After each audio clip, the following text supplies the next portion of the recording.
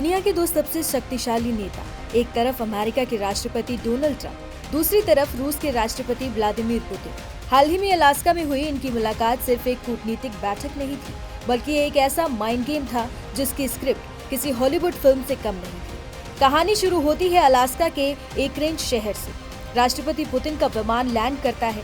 जैसे ही वो ट्रंप से मिलने के लिए अपने वाहन से उतरते हैं, आसमान में एक ऐसा नजारा दिखता है जो पूरी दुनिया के लिए एक संदेश था।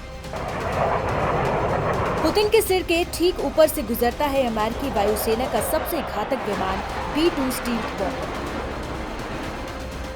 जो रडार की पकड़ में भी नहीं आता। उसके साथ होते हैं F-22 और F-35 जैसे लड़ाकू विमान। ये सिर्फ एक स्वागत नहीं, बल्कि अमेरिकी सैन्य शक्ति का एक सीधा और जोरदार प्रदर्शन था।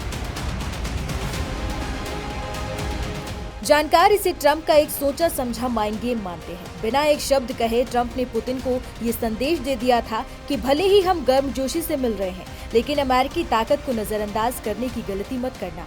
ये एक मनोवैज्ञानिक दबाव बनाने की कोशिश थी, लेकिन क्या ये सिर्फ एक दिखावा था? आइए देखते हैं कि कागज पर कौन कितना शक्तिशाली है। रक्षा बजट में अमेरिका $820 बिलियन, रूस $126 बिलियन से मीलों आगे है। हवा में अमेरिका का कोई मुकाबला नहीं है। अमेरिका के पास 13,000 से ज्यादा विमान हैं, तो रूस के पास सिर्फ 4,000 फाइटर जेट्स में भी अमेरिका दोगुने से ज्यादा ताकतवर है। और समंदर का सिकंदर भी अमेरिका ही है।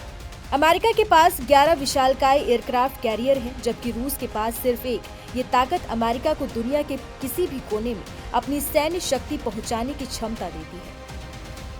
हालांकि जमीनी ताकत और टैंकों के मामले में रूस अमेरिका से आगे है, लेकिन अलास्का में ट्रंप ने हवा और तकनीक की ताकत दिखाकर ये स्पष्ट कर दिया है कि आज की लड़ाई में कौन बीस है।